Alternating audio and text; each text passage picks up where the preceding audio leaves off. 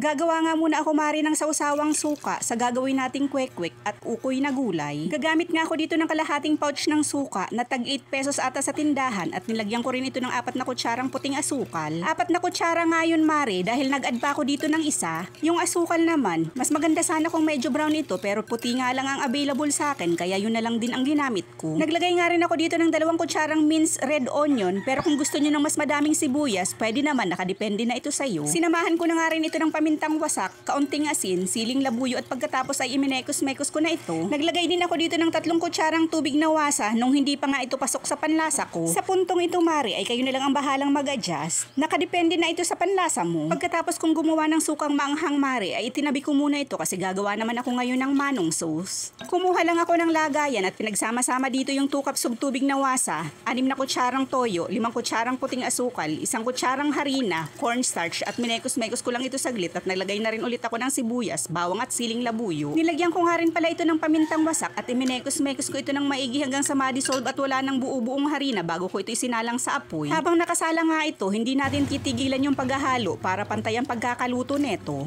Nagdagdag pa nga ako ng 2 cups of tubig na wasa nung napansin ko na masyado itong malapot. Nung na-achieve na nga yung consistency na gusto ko ay hinango ko na ito sa kahirapan. Nakapaglaga na nga ako ng itlog at habang binabalatan ito ni Paul Andre ay inihanda ko naman yung gagamitin nating butter sa pagluluto ng kwek-kwek. Sa isang lagayan ay pinagsama-sama ko lang yung 1 cup ng harina, 1/4 cup ng cornstarch, kaunting asin at naglagay din ako dito ng kaunting orange food color, pamintang wasak at minekos-mekos ko ito hanggang sa mag-combine yung mga sangkap bago ko ito nilagyan ng tubig na wasa. Paunti-unti lang ang paglalagay ng tubig at hahaluin lang natin ito hanggang sa ma-achieve yung consistency na gusto natin sa butter. Pagkatapos ko nga gawin yung butter ay itinabi ko muna ito para maghanda na sa pagpiprito. Ikinote ko nga muna sa harina yung mga itlog bago ko ito inilagay sa ginawa natin kaninang butter. 12 piraso nga lang itong itlog na nabili kong 48 pesos. Maganda nga sana mari kong itlog ito ng pugo pero dahil matagal balatan ang itlog ng pugo kaya yung maliliit na itlog na lang ang ginamit ko. Nung makoat ko na nga ito sa butter ay inilagay ko na rin ito sa pinainit kong mantika. Matagal ko na nga balak magluto ng kwek-kwek dahil kumpleto naman yung mga sangkap ko pero dahil medyo abala ang kumari nyo sa mga gawaing bahay at paggawa ng basahan kaya hindi agad-agad ako nakapagluto.